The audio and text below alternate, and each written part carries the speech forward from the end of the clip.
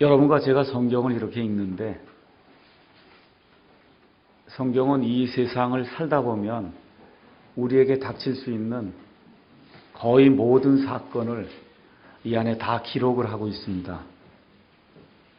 그래서 성경 말씀을 많이 읽고 그 옛날에 하나님의 사람들이 당했던 그와 같은 그 어려움, 그것이 지금 이 시대에 내게 어떻게 적용이 되는가, 이거를 살필 줄 아는 사람이 지혜로운 사람이다. 성경이 그렇게 이야기를 하고 있습니다. 지난 한 달 정도 예배당을 이제 옮긴다 이렇게 하다 보니까 여러 사람들에게 편지도 써서 우리가 예배당을 이런 이유로 옮깁니다. 또 인터넷에도 이걸 올려서 저희가 예배당을 옮기니까 좀 저희를 도와주십시오.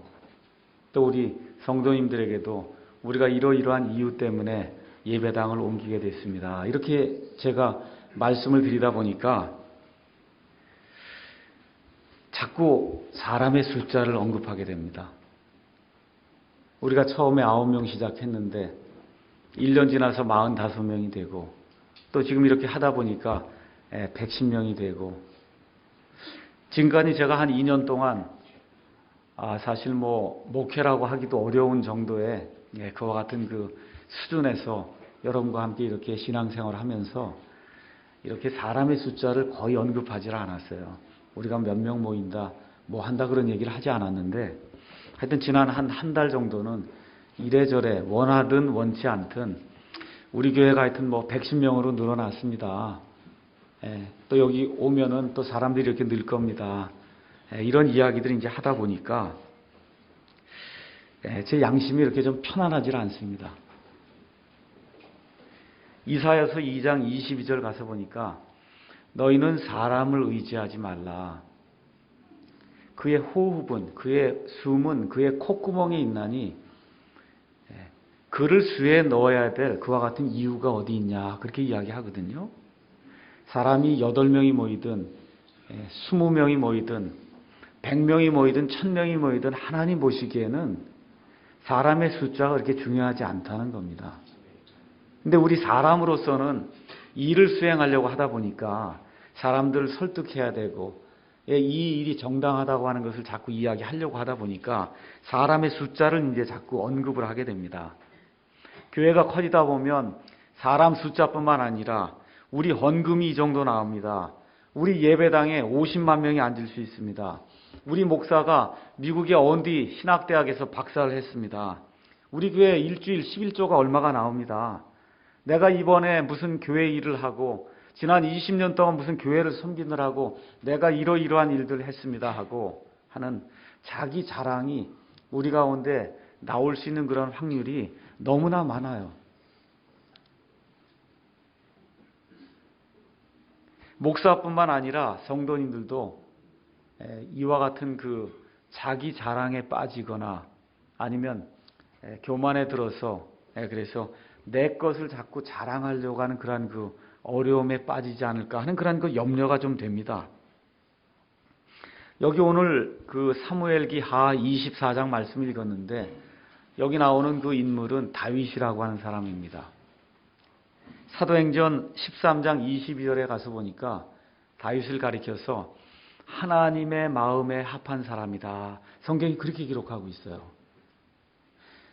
하나님의 마음에 합하면 여러분 얼마나 좋겠어요. 하는 거의 모든 일이 다 하나님을 기쁘게 한다 그런 거거든요.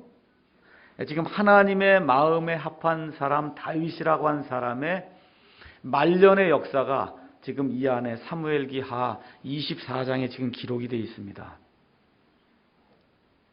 저와 여러분이 사무엘기 상하를 읽으시면 이 다윗이라고 한 사람의 그 역사를 보는데 참으로 재미있는 것은 어떤 일들이 발생했느냐 하면 이스라엘을 침공하는 그와 같은 팔레스타인, 이 블레셋 사람들이 오게 될 때 거기에 그 대장으로 나오는 골리앗을 죽이게 되었을 때 우리 생각에는 하나님을 위해서 하나님의 백성을 위해서 목숨을 내걸고 그와 같은 일을 하게 되면 그 이후로는 하나님이 복을 주셔갖고 승승장구하고 모든 일이 형통하고 잘 될 것 같은 그런 생각이 드는데 성경을 가서 보니까 일이 그렇게 되질 않더라고요. 왕이 그를 시기해서 그를 쫓아다니면서 죽이려고 하는 그런 일이 발생해서 어쩔 수 없이 자기 나라를 떠나서 밖으로 유랑 생활하는 그와 같은 일이 생겨요. 예수 믿는다고 무슨 일이 형통하고 하는 것이 아니라는 겁니다.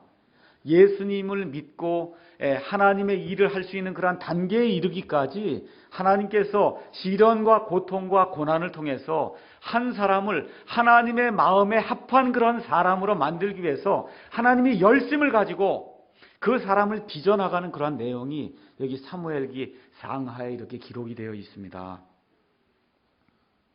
역대기상 12장에 가서 보니까 이 다윗이라고 하는 사람이 예루살렘에 거할 수가 없어서 저 밑에 있는 시글락이라고 하는 그와 같은 땅에 숨어서 지낼 때 이 이스라엘의 많은 지파 중에서 많은 사람들이 다윗에게 나와서 내가 다윗과 함께 당신과 함께 이 나라를 건설해 보겠습니다 라고 하면서 많은 사람들이 나온 그와 같은 기사가 그 안에 기록이 되어 있고, 제가 한 절만 읽어 드릴게요. 역대기상 12장 22절에 가서 보니까 그때 사람들이 날마다 다윗에게 와서 그를 돕고자 하더니 마침내 그것이 하나님의 군대같이 큰 군대가 되었더라, 이렇게 기록이 되어 있습니다. 저는 이 말씀을 기억하면서 여기 사랑침례교회에 정말 많은 사람들이 모여서 하나님의 일을 함으로 말미암아 여기 기록된 대로 날마다 하나님께서 사람들을 더해 주셔서 여기 모여있는 이 사람들이 하나님의 군대와 같이 정말 엄청난 그런 능력을 가진 그와 같은 군대로 성장해서 하나님이 기뻐하시는 그와 같은 일을 감당할 수 있기를 주님의 이름으로 축원합니다. 그런데 이 세상 일이나 아니면 교회 일을 하거나 하나님의 일을 할 때에도 꼭 언제 문제가 발생하느냐 하면 고생이 다 끝나고 태평성대 이제 시대가 오게 되면 그때부터 문제가 이제 생기는 거예요. 우리가 2년 동안 어렵게 지금 지내다가 지금 여기 넓은데 지금 왔거든요. 마음을 푹 놓으면 마귀가 그냥 두질 않습니다. 사람들 이간질하고 여러 가지 일로 목사와 성도들 간의 문제를 일으키고 그렇게 하게 돼 있어요. 그래서 우리가 이 내용을 잘 생각해 보면서 그래서 이 성경 기록이 왜 우리에게 주어졌는가, 그와 같은 전철을 밟지 말라는 겁니다. 그래서 다윗과 같은 경우에 어려운 일이 있고 할 때는 아무 문제가 없었어요. 나중에 모든 것이 다 안정화가 될 때 밧세바와의 간음 사건이 생기게 됐고, 또 오늘 여기 나와 있는 사무엘기 하 24장에 있는 인구조사 사건이라고 하는 하나님이 가장 미워하시는 그와 같은 일이 다윗이 태평성대를 누리게 될 때 생기게 되었습니다. 그래서 오늘은 제가 악을 선으로 바꾸시는 하나님이라고 하는 그런 제목을 가지고 하나님께서 어떤 악을 가장 미워하시는가, 또 사람이 그와 같은 악을 지었을 때 하나님 앞에 어떤 자세로 나아가야 되는가, 그렇게 하게 될 때 하나님께서 사람이 지어놓은 그와 같은 그 악한 일들을 돌이켜서 하나님의 영광을 위해서 그것을 어떻게 쓰시는가, 이 말씀을 하나님의 말씀을 통해 살펴보도록 하겠습니다. 첫 번째, 하나님이 미워하시는 그 악은 뭐냐? 1절에서 9절에 나와 있는데 그 악은 뭐냐 하면 교만입니다. 교만. 다윗이 모든 것이 잘 되기 시작하니까 마음에 교만한 그런 마음이 들기 시작했어요. 지금식으로 얘기하면 내 힘이 얼마나 되는가 내가 한번 계수를 해봐야 되겠다 하는 그런 마음이 든 겁니다. 내가 이 주변에 있는 모든 나라들을 평정하고 그래서 12지파의 왕이 돼서 그래서 이렇게 태평성대를 누리고 있는데 여기에 내가 얼마만큼 지혜를 가지고 힘을 가지고 이 일을 했는가, 그래서 내 수하의 병사들이 도대체 몇 명이나 되는가, 이걸 한번 세봐야 되겠다는 그와 같은 마음이 그 안에 들기 시작했어요. 숫자를 세기 시작했다, 그 얘기입니다. 우리 교회에 몇 사람이 나오고 내 교회 성도들은 몇 명이고 헌금은 어떤 일들이 얼마만큼 들어와서 어떤 일들을 하고 하는 그와 같은 일들에 대한 그런 생각이 들어오기 시작할 때부터, 교만한 마음이 들 때부터 이제 문제가 생기기 시작을 하는 겁니다.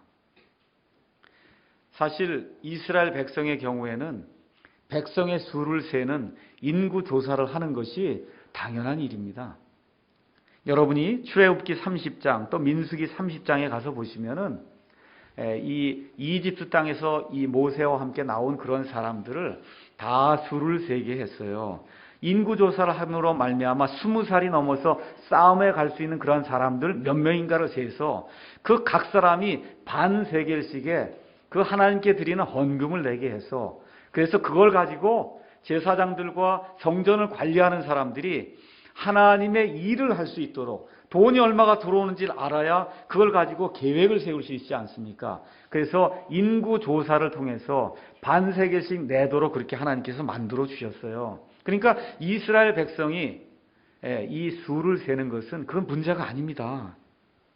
근데 문제가 뭐냐 하면 다윗이 인구조사를 했을 때 여기 가서 보면 2절, 4절, 9절, 10절 백성의 수를 센다고 했는데 여러분이 9절에 가서 보면 실제로 요압이 백성의 수를 센 게 아니라 누굴 셌냐 하면 20살 이상 밖에 나가서 전쟁을 할 수 있는 병사들의 수를 센 거예요. 그러니까 다시 말씀드려서 내 힘이 이만큼 강하구나 하는 것을 세계에 과시하기 위해서 병사들을 수를 세게 된 것으로 인해서 하나님께서 진노하시는 것과 같은 말씀이 이 안에 기록이 되어 있습니다. 그래서 백성의 수를 세라고 요압이라고 하는 그런 군대의 대장을 부르니까 이 요압이라고 하는 군대 대장이 원래 좋은 사람이 아닙니다. 근데 이 좋은 사람이 아닌 요압이 보기에도 자기 왕인 다윗이 지금 하는 일이 하나님이 기뻐하는 일이 아니에요. 그래서 지금 사람이 도대체 몇 명이 됐든지 하나님께서 100배나 더하셔서 정말 왕에게도 축복을 주길 원합니다. 하지만 왕께서는 제발 하나님이 기뻐하지 않는 이 사람 쓰세는 거 이건 하지 마십시오.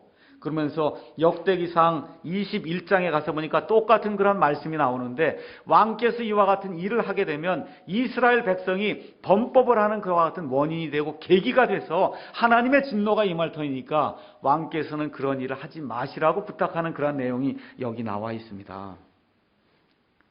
근데 누구나 다 자기 어떤 일을 하려고 하기 위해서는 다 정당화 작업을 거치거든요. 내가 하는 그 일은 정당한 거다. 아마 다윗과 같은 경우는 내가 이제 죽을 때가 됐으니까 병사가 얼마나 되는지 다 살펴보고 내 아들 솔로몬이 이 모든 것을 다 알고 대장들과 함께 나라를 잘 다스리기 위해서는 도대체 병사가 얼마가 돼야 되는지 내가 알아야 되지 않겠냐. 우리 교회로 이야기할 것 같으면 다 이게 주님 섬기는 일입니다. 목사가 한마디 하면 끝나는 거 아니에요. 그렇죠?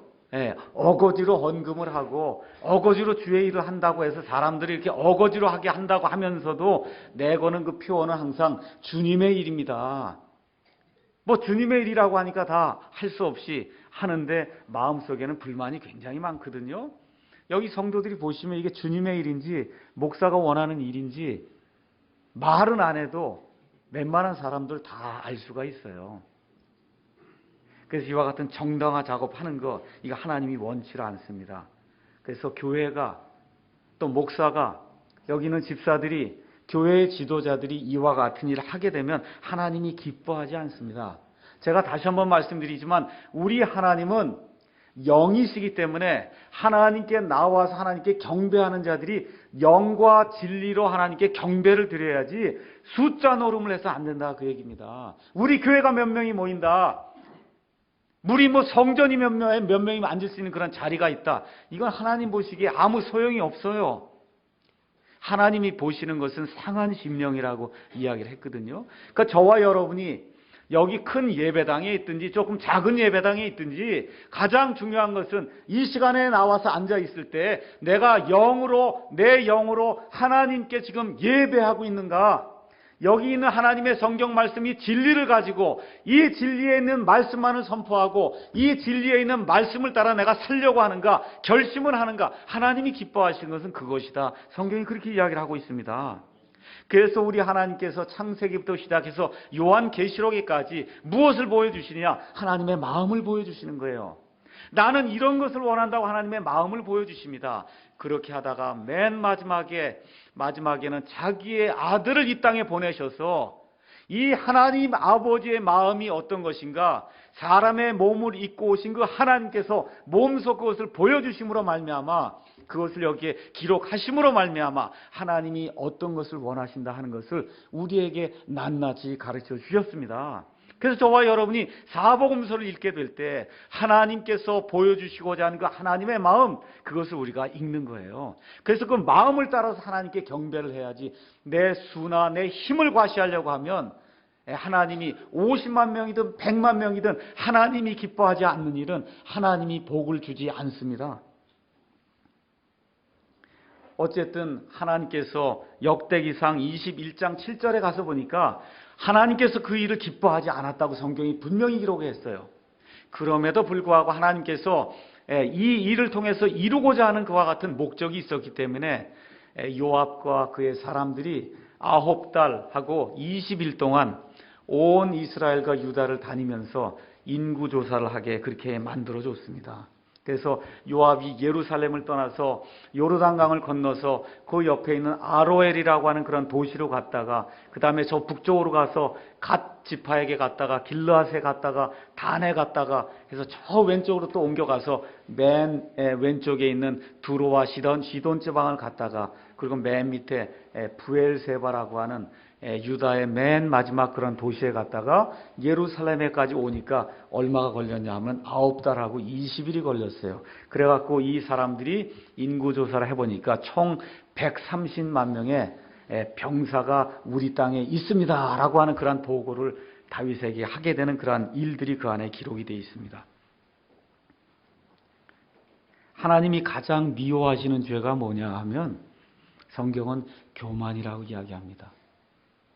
잘 들으세요. 목사와 성도들이 교만하게 되면 어떤 일을 해도 하나님이 기뻐하지 않습니다. 교만을 좀 풀어 설명하면 어떻게 하는 거냐 하면, 하나님 없이 내가 해보겠다는 게 교만이에요. 아주 간단해요. 하나님 없이 내가 해보겠다, 아니면 하나님보다 내가 더 낫지 않냐 내 생각이, 그게 교만이에요. 교만. 하나님이 만들어 놓으신 영적인 창조물 가운데 사탄 마귀가 있었어요.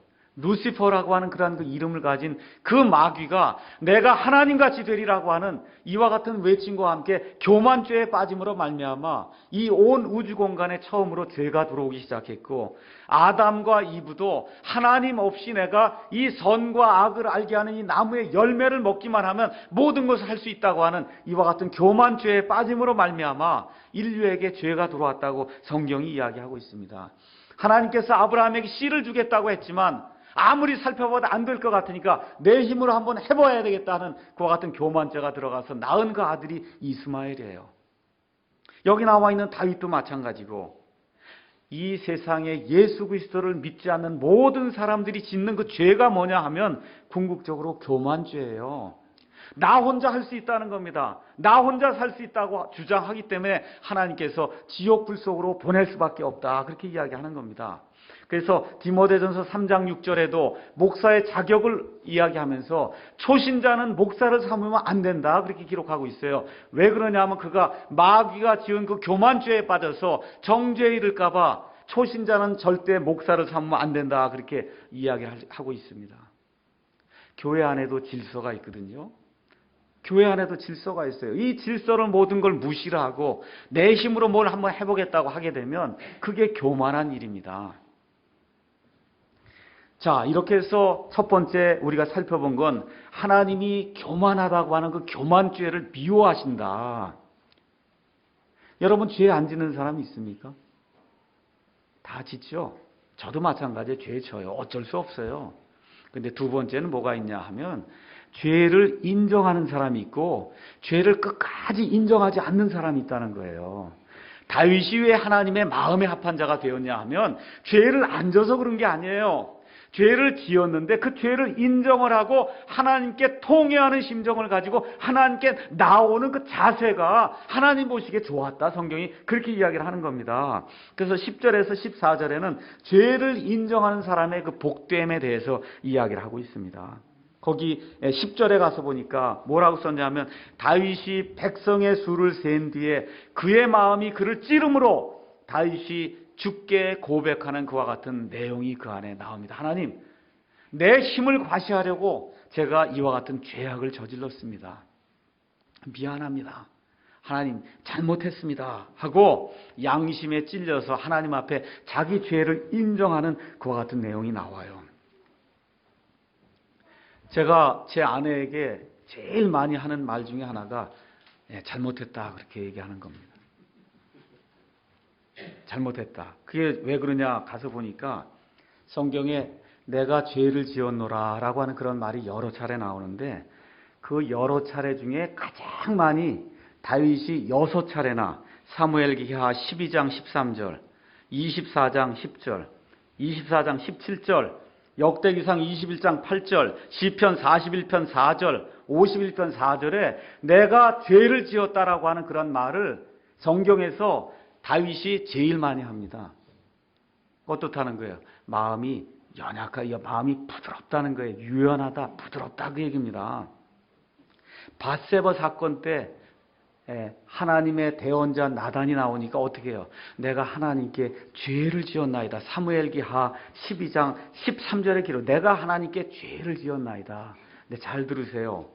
역대기상 21장 8절에 지금 여기 나온 인구조사 죄를 다윗이 지은 다음에는 뭐라고 얘기했냐면 내가 하나님께 크게 죄를 지었나이다. 지금 그렇게 이야기하고 있어요. 잘 들으세요.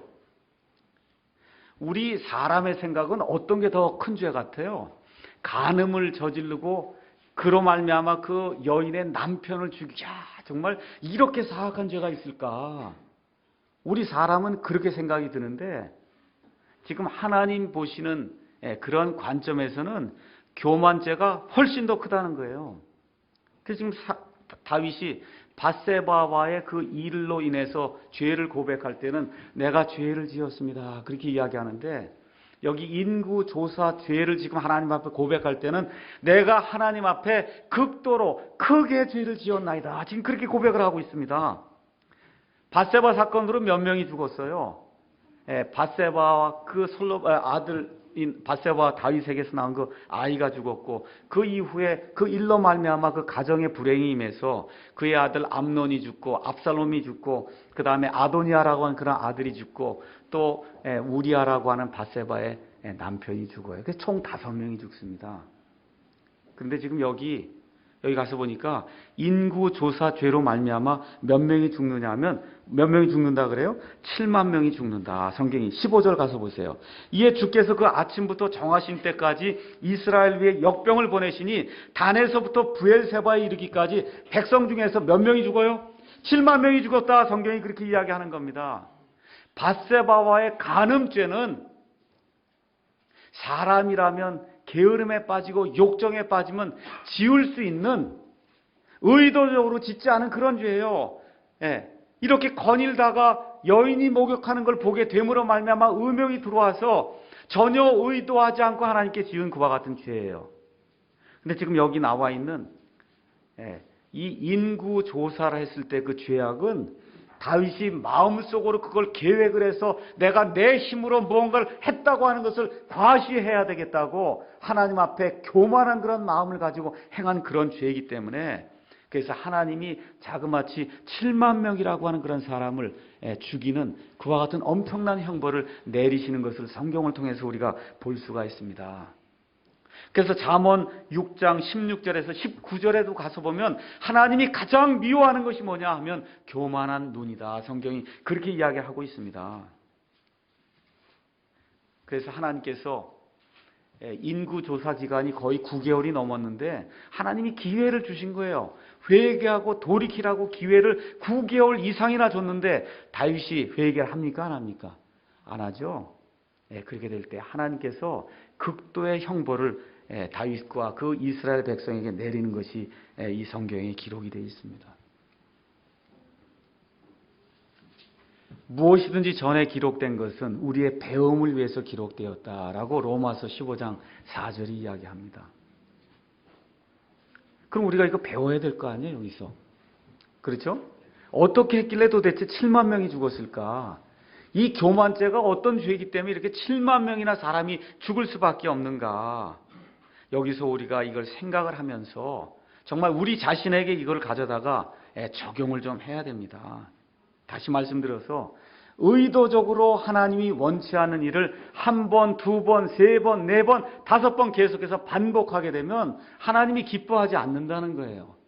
하나님 지금 9개월 동안 다윗에게 회개할 기회를 주셨는데도 회개를 하지 않으니까 어떤 일이 발생해요?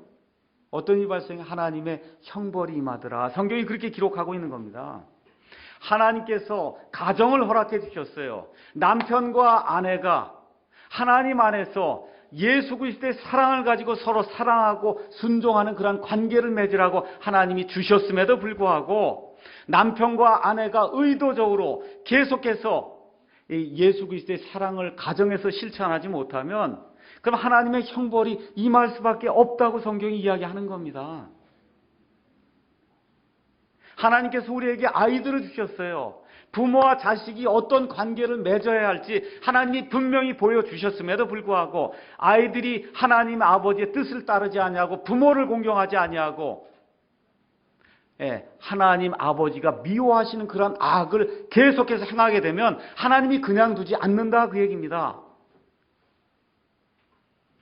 이 세상을 우리가 나가서 사는 가운데 사람이기 때문에 죄를 짓는데 그 죄를 자꾸 의도적으로 죄를 지어서 세상에 믿지 않는 사람들에게 덕이 되지 않는 그런 삶을 계속해서 살게 되면 하나님이 그냥 두지 않는다. 성경이 그렇게 이야기하는 겁니다. 왜 그냥 두지 않느냐? 하나님의 아들, 딸이기 때문에 하나님이 징계할 수밖에 없다. 성경이 그렇게 이야기하는 겁니다. 그래서 우리 하나님은 하나님의 은혜 가운데서 우리가 죄를 지었습니다. 잘못했습니다. 하고 하나님께 회개하고 나아갈 때는 항상 용서를 해주십니다. 근데 하나님은 은혜의 하나님만이 아니라 하나님은 공의의 하나님이기 때문에 심는 대로 거두리라 하나님께서 말씀해 주셨기 때문에 육체 가운데 육체를 위해서 심은 것은 육체가 당하도록 하나님이 그렇게 만들어 주시는 겁니다. 그래서 다윗이 용서는 얻었지만 그가 지은 죄에 대해서 하나님의 형벌이 임하게 될 때 그 형벌을 당할 수밖에 없었다. 성경이 그렇게 이야기합니다. 근데 참 재밌는 것이 있어요. 어떤 것이 재밌냐 하면 여기 지금 다윗이 지은 죄는 자기가 의도적으로 지은 거죠. 그 하나님이 너 의지를 가지고 내가 죄를 지었으니까 내가 받을 형벌도 내가 택하라. 여기 보니까 지금 형벌을 택하라는 거예요. 7년 동안 내 땅에 기근이 있는 게 좋겠냐? 아니면 3개월 동안 내가 패전해갖고 쫓겨다니면서 사람들에게 어려움을 당하는 게 좋겠냐? 아니면 사흘 동안 역병이 내리는 게 좋겠냐? 너가 의도적으로 내게 죄를 졌으니까 이번에 택하는 것도 의도적으로 해라. 하고 하나님이 너 의지를 사용해서 택하라고 하나님이 이야기하십니다. 그래서 어떤 걸 택했어요? 하나님께서 주시는 그 역병, 내가 사람의 손에 빠지지 아니하고 하나님의 손에 빠지길 원하노라. 우리 하나님은 긍휼이 많으신 분이기 때문에 내가 하나님의 손에 빠지길 원하노라 해서 택한 것이 사흘간의 역병입니다. 그래서 사흘 동안의 그런 역병을 이제 택하게 될 때 이 통회하는 그런 그 지도자들의 모습이 이 안에 이제 또 기록이 되어 있는 겁니다. 그래서 내가 역병을 택하겠습니다 라고 하나님의 대언자 가세에게 이야기하게 될 때 바로 그날부터 역병이 시작돼서 몇 명이 죽었냐 하면 7만 명이 죽는 것과 같은 일이 발생을 하게 되고 또 어떤 일이 발생했냐 하면 하나님의 천사가 예루살렘 자체를 이제 멸하려고 아까 뭐라 그랬어요? 부엘세바에서 단에 이르기까지 온 지역을 두루다니면서 이제 하나님의 이 사람들이 인구조사를 했잖아요. 그래서 인구조사한 그 방법대로 부엘세바부터 단에 이르기까지 골고루 다니면서 한 7만 명이 죽고 맨 마지막에 예루살렘에 이 주의 천사가 와서 예루살렘에 있는 다윗과 그의 백성들을 죽이려고 할 때 하나님이 충분하니까 이제 그만 멈추라고 이제 이야기하는 대목이 나와 있습니다. 그래서 하나님의 명령을 받고 그 천사가 여부스 족속은 원래 그 예루살렘이라고 하는 그 땅에 살고 있던 그 족속이 여부스 족속이에요. 여기는 아라우나라고 나와 있는데 역대기 상에 가서 보면 그 이름이 오르난이라고 나와 있습니다. 그래서 오르난이라고 한 사람이 가지고 있던 타작마당이 있었는데 그 타작마당에 천사가 와서 이제 서 있는 그런 그 모습이 나오게 됩니다. 바로 이때 다윗이 하나님께 간청을 하죠. 아버지 하나님, 도대체 왜 이 백성이 죽어야 됩니까? 이 죄는 내가 졌는데 도대체 왜 이 백성에게 이 죄악의 형벌을 내리십니까? 나와 내 집이 이 모든 형벌을 감당하도록 하나님께서 내게 벌을 내리십시오 하고 이 지도자 된 사람이 자기의 잘못을 인정하고 나아가게 될 때 역대기상 21장 26절에 가서 보니까 이스라엘의 모든 장로들이 다윗과 함께 땅에 무릎을 꿇고 엎드려서 하나님 앞에 고백했다고 하는 그와 같은 대목이 나와요. 이것이 바로 우리가 해야 될 그러한 이 하나님 앞에 드려야 될 그러한 고백이라고 생각이 듭니다. 다윗이 죄를 지었지만 여기 사무엘기상 하 24장에 가서 보면 이스라엘 안에 죄악이 있었기 때문에 이 죄악을 제거하시기 위해서 하나님께서 다윗을 들어서 이와 같은 일을 하게 했다고 성경이 그렇게 이야기를 하고 있습니다. 오늘 우리 박춘희 어르신께서 기도할 때 잠깐 언급해 주셨지만 지금 백령도 그 앞바다에서 지금 천안함 침몰 사건이 이렇게 발생을 해서 50명이 넘는 사람들이 지금 죽고 이것으로 인해서 온 나라가 굉장히 어수선합니다. 아직까지 원인은 밝혀지지 않았지만 하여튼 남과 북이 지금 대치하고 있는 상황에서 정말 생겨서는 안 될 그와 같은 어려운 일들이 지금 발생하고 있어요. 저와 여러분이 성경을 읽을 때 특히 우리 대통령이 장로라고 하면 여기 나와 있는 이 모습대로 대통령과 지도자들과 교회의 목사들과 이 사람들이 무릎을 꿇고 땅에 엎드려서 하나님 앞에 자백하고 회개할 때라고 저는 믿어요. 이것이 이루어지지 않으면은 사람의 방법으로 이걸 풀려고 하면은 풀리질 않다고 저는 믿습니다. 그래서 온 백성이 이와 같은 일을 하기에 앞서서 특별히 목사들이 교회 지도자라고 하는 사람들이 장로 대통령이라고 하는 사람이 정말 무릎을 꿇고 제 가운데 들어가서 하나님 앞에 통회하고 울고 고백하고 우리의 죄악을 내놓는 그와 같은 일이 있어야 된다고 저는 믿습니다. 누가복음 13장에 가서 보니까 예루살렘에 실로암 망대가 있었는데 그 실로암 망대가 무너져서 18사람이 죽었다는 그런 보고를 사람들이 예수님에게 와서 하니까 예수님이 뭐라고 말씀하시냐면 실로암 망대가 무너져서 거기에 깔려 죽은 그 18사람이 여기 예루살렘에 있는 모든 사람들보다 더 죄인이었다고 너희는 생각하느냐? 아니라 너희도 회개하지 않으면 다 그와 같이 멸망하리라. 우리 예수님께서 말씀해 주셨습니다. 천안함 사고와 또 그걸 구출하기 위해서 갔던 금양호 이 사건으로 말미암아 죽은 모든 사람이 저와 여러분보다 더 극악한 것 같은 죄인입니까? 아니에요. 이런 일들을 보면서 우리 예수님의 말씀을 통해서 저와 여러분이 회개하지 아니하면 다 멸망한다고 하는 그와 같은 이 말씀을 주시기 위해서 이와 같은 일이 일어났다고 저는 봅니다. 그래서 우리 지도자들과 정말 우리 목사들과 교회 집사들과 정말 예수님을 믿는다고 한 사람들이 이 천안함 사건 같은 이러한 국가의 그러한 재앙을 보면서 무릎을 꿇고 하나님 앞에 우리가 지은 죄악이 무엇인지 내어놓고 나아가게 될 때 하나님께서 이 대언자 갓을 통해서 소망의 메시지를 주신 것 같이 우리나라 모든 민족에게도 소망의 메시지를 주실 수 있다고 저는 믿습니다. 이렇게 국가의 지도자가 이 종교 지도자들과 함께 땅에 무릎을 꿇고 하나님 앞에 나아가게 될 때 하나님께서 대언자 갓을 다시 보내셔서 소망의 메시지를 주시면서 뭐라고 말씀하시냐면 제단을 쌓으라고 이야기합니다. 제단을 쌓아라. 이 제단을 쌓으려고 하니까 아라우나라고 하는 사람이 뭐라고 얘기해요? 내게 소도 있고 타작마당도 있으니까 이걸 다 가져다가 제가 왕께 그냥 거저드리겠사오니 이걸 다 하십시오. 그렇게 이야기하니까 다윗이 뭐라 그래요? 내가 하나님께 드리는 것은 내가 희생이 없이는 내가 드릴 수가 없다. 그렇게 이야기합니다. 이번에 우리 교회가 예배당 이전을 하면서 너무나 많은 사람들이 희생을 했습니다. 제가 우리 집사님들에게 분명히 그 얘기를 했어요. 희생이 없이 교회 이전하는 것은 저는 반대합니다. 제가 지금까지 어떤 사람이 얼마만큼 헌금을 해서 전 전혀 모릅니다.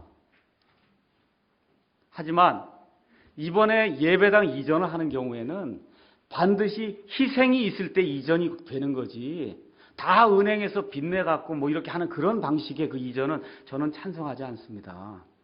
여기 뭐라고 이렇게 돼 있어요? 내가 하나님께 드리는 것을 어떻게 희생 없이 드릴 수 있겠느냐. 그래서 무명으로도 많이 드리고, 주변에 있는 그런 사람들에게 구할 때 많이 주셨고, 그래서 차고 넘치도록 하나님이 이렇게 주셨기 때문에 우리의 희생을 통해서 하나님이 이 경배를 기뻐 받으신다고 저는 분명히 믿습니다. 그래서 하나님은 조롱을 받지 아니하시나니 사람이 무엇을 심든지 그대로 거두리라고 하나님께서 말씀해 주신 그 말씀을 따라서 우리가 희생을 하게 될 때 하나님이 우리와 함께 해주시는 것을 우리 눈으로 지금 보고 있습니다. 많은 사람들이 돈으로 이렇게 희생을 했는데, 제가 특별한 경우가 아니면은 헌금에 대해서 제게 보고를 하라고 이야기를 하지 않습니다. 우리 회개 보는 그 집사님에게 헌금을 이렇게 계수하다가 특별한 일이 있어서 목사가 알아야 될 그런 케이스가 있으면 그때는 내게 좀 알려주십시오 하고 이제 이야기를 합니다. 이번 이전 헌금을 하는 가운데 특별한 일이 발생했습니다. 무명으로 500만 원 한 사람도 있고, 무명으로 500만 원 2명이 이렇게 한 그런 경우가 또 있었고, 제가 돈에 상관없이 가장 기뻤던 것은 한 자매님이 금목걸이를 여기다 내놨어요.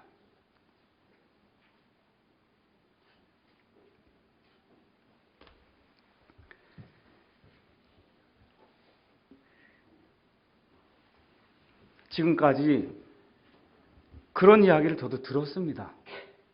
뭐 부흥회를 한다든지 뭘 할 때 누가 금가락지도 내놓고 했다는 그런 얘기를 들었지만, 21세기에 들어서서 어떤 사람이 자기가 그렇게 귀하게 여기는 이런 폐물을 냈다고 하는 그런 이야기를 듣고 교회가 되겠구나 하는 그런 생각을 했습니다.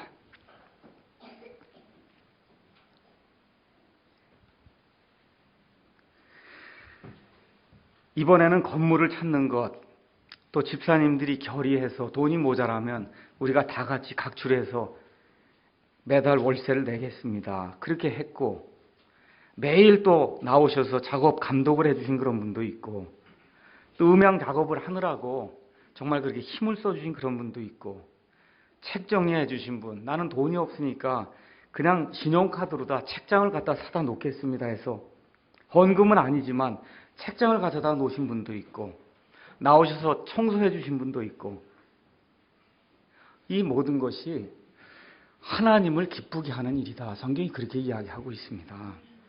다시 한번 말씀드리지만 희생이 있는 예배자를 하나님이 기뻐하십니다. 내 삶의 모든 것을 하나님이 주셨는데 그것의 일부를 내가 하나님께 드려야 되겠다는 그런 마음의 자세를 가지고 나오게 될 때 하나님이 기뻐하세요. 그래서 제사장이 거기다가 제물을 드릴 때 역대기상 21장 26절에 가서 보니까 하늘로부터 불이 내려와서 하나님이 이 제사를 기뻐 받으셨다고 하는 그와 같은 표적을 보여주셨다고 성경이 그렇게 기록을 하고 있습니다. 저는 이와 같은 일이, 이와 같이 아름다운 일이 우리 사랑 침례교회를 통해서 일어남으로 말미암아 우리가 매일같이 예배드리고 전도하고 사람들에게 예수 그리스도의 복음을 선포하고 하는 그런 일들을 하나님이 인정해 주시는 그와 같은 역사가 우리의 이 믿음의 사역을 통해서 매일같이 일어나리라고 저는 확신을 합니다. 마지막으로 정리를 하겠습니다.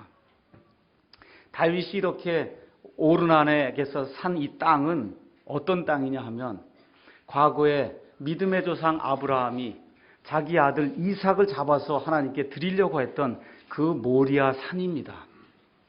물론 솔로몬이 그 산, 모리아 산, 다윗 산 이 땅에다가 솔로몬의 성전을 줬어요. 역병이 그친 뒤에 다윗은 이곳을 예배 장소로 삼기를 원했습니다. 그 당시에 이스라엘 백성에게 제단과 성막이 있었는데 그건 어디 있었냐면 예루살렘에서 북서쪽으로 약 12km 떨어진 기브온이라고 하는 그런 장소에 제단과 성막이 있었어요. 근데 이 사건을 통해서 그 이후부터 예배드리는 그러한 장소가 하나님이 마음속에 예루살렘으로 정하시는 그와 같은 일이 생겨났다. 성경이 그렇게 이야기하는 겁니다. 그래서 역대기상 22장 1절에 다윗이 제단을 쌓고 이곳은 주 하나님의 집이요 번제 헌물 제단이 놓이는 그와 같은 곳이다 라고 선언하는 그와 같은 대목이 나오면서 이때부터 다윗의 아들 솔로몬이 성전을 짓도록 다윗이 자기의 모든 재물을 예비하는 그와 같은 대목이 성경에 기록이 되어 있습니다. 다윗이라고 한 사람이 이 땅에서 사는 동안 두 가지 아주 흉악한 죄를 졌어요. 하나는 밧세바의 음행을 통해서 살인죄를 짓고 정말 하나님이 원치 않는 그런 음행의 죄를 졌습니다. 그래서 5명이 죽었습니다. 그런데 그보다 더 흉악한 죄가 인구조사죄인데 이 인구조사죄를 통해서 자그마치 7만 명이 되는 그와 같은 사람들이 죽는 이런 엄청난 비극이 발생을 했어요. 잘 들으세요. 그런데 이 두 가지 사건을 통해서 하나님은 성전을 지으십니다. 여러분, 놀라운 일이에요. 사람은 아무것도 모르고 자기의 욕정을 따라서 자기의 교만을 따라서 일을 행하는데 하나님은 그와 같은 악한 것들을 돌리셔서 하나님이 원하시는 그런 방향으로 일들을 틀어서 하나님의 역사를 이루신다는 거예요. 다시 말씀드리면 밧세바가 낳은 그 아들 솔로몬이 하나님의 성전을 짓는 그와 같은 장본인이 되도록 하나님이 만들어주시고 이 교만죄로 말미암아 다윗이 사게 된 그 오르난의 타작마당에 하나님의 성전이 서올 수 있도록 하나님이 사람의 이 결과를 돌리셔서 하나님이 기뻐하시는 그런 일로 만들어주는 대목이 이 안에 나온다. 그 얘기입니다. 사람은 죄를 짓고 사람은 타락을 하고 사람은 그것으로 말미암아 형벌을 받았지만 우리 하나님께서는 사람의 이와 같은 연약한 것을 통해서 그것을 극복하는 것과 같은 일들을 해서 하나님이 원하시는 그 일로 모든 것을 아름답게 장식을 해주신다. 성경이 그렇게 이야기하는 겁니다. 그래서 하나님을 사랑하는 자들 곧 그분의 목적에 따라 부르심을 받은 자들에게는 모든 것이 합력하여 선을 이루느니라. 로마서 8장 28절에 나와 있는 그 말씀을 따라 사람이 죄를 지었음에도 불구하고 한두 가지야 아니면 모든 것이에요. 모든 것이 합력하여 선을 이루도록 하나님이 만들어주신 역사를 이 성경 기록을 통해 우리가 보게 되는 거예요. 제가 다시 한번 말씀드립니다. 그러면 내가 죄를 많이 지어야 되겠구나. 이렇게 생각하면 절대 안 됩니다. 하나님 죄 짓는 거 원치 않아요. 죄가 넘치는 곳에 은혜가 넘쳤습니다. 그럼에도 불구하고 우리가 죄 가운데 거할 수 있습니까? 없어요. 사람은 그렇게 하면 안 됩니다. 그런데 사람의 연약함과 무지함과 어리석음 가운데 저질러 놓은 그와 같은 결과를 통해서 우리 하나님은 하나님이 원하시는 그런 아름다운 일로 모든 이들을 장식을 해주신다. 성경이 그렇게 이야기하는 겁니다. 그래서 우리의 죄를 인정하고 우리의 하나님 앞에 나가서 우리가 잘못했음을 인정하고 회개하고 하나님께로 돌이키게 될 때 우리의 모든 잘못을 하나님께서 되돌리셔서 하나님이 기뻐하시는 그런 방향으로 모든 일을 아름답게 이루어 주신다고 한 이 사실을 기억하면서 우리가 이제 예배당 이전을 했습니다. 이 가운데 말도 많고 여러 가지 일들이 있었어요. 이 모든 것을 하나님이 아름답게 하나님의 뜻에 맞게 하나님의 시간에 맞게 아름답게 이루어 주셔서 그래서 이후로부터 과거의 모든 것은 다 잊어버리고 하나님이 기뻐하시는 그런 일을 할 수 있도록 우리가 머리를 맞대고 의논을 하고 헌금을 하고 하나님이 기뻐하시는 그런 일이 무엇인가 목사와 성도들이 앞날을 바라보며 나아가면서 이런 일들을 하게 될 때 우리 하나님께서 우리의 어리석음과 부족함과 이런 모든 것들을 다 제거하시고 하나님이 기뻐하시는 그런 방향으로 우리 교회가 나아갈 길을 하나님께서 인도해 주실 줄로 확신합니다. 그래서 여러분 사는 그런 삶 속에도 마찬가지예요. 과거에 내가 예수님을 믿지 않았어도 좋습니다. 이 시간에 예수님을 내 구원자여 주님으로 영접할 때 우리 하나님께서 과거는 다 잊어버리시고 지금부터 여러분의 모든 삶을 주님이 기뻐하시는 그런 삶으로 인도해 주실 줄로 확신합니다. 구원받은 이후에도 많은 죄악을 저질렀을 수 있어요. 부부관계가 화목하지 않았을 수도 있습니다. 엄마 아버지에게 불순종하는 것 같은 삶을 살았을 수도 있어요. 이제 하나님 아버지 앞에 이런 모든 것들을 내어놓고 아버지 하나님 이제 의도적으로 내가 죄를 짓지 않겠습니다 하고 하나님 앞에 모든 것을 내어 맡기고 나아갈 때 하늘에서 임하는 그와 같은 하나님의 은혜가 이 다윗의 대단함에 불과 같이 임했듯이 여기 모여있는 모든 성도들 위해 이와 같은 그 하나님의 은혜가 이번 한 주간뿐만 아니라 영원토록 우리 가운데 임하기를 주님의 이름으로 축원합니다. 기도하시겠습니다.